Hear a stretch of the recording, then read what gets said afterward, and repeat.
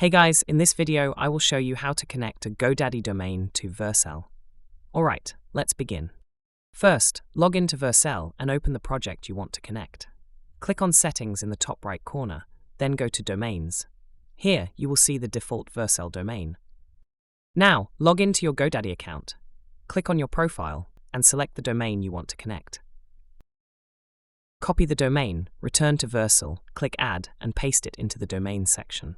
Next, choose the redirection to the required project and status code as temporary.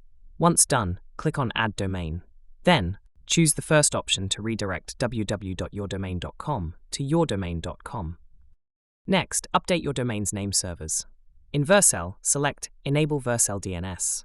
This will show the current and updated name servers. Copy the updated name servers.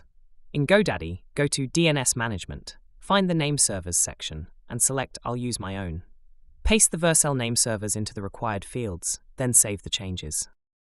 It may take up to 48 hours for the changes to propagate.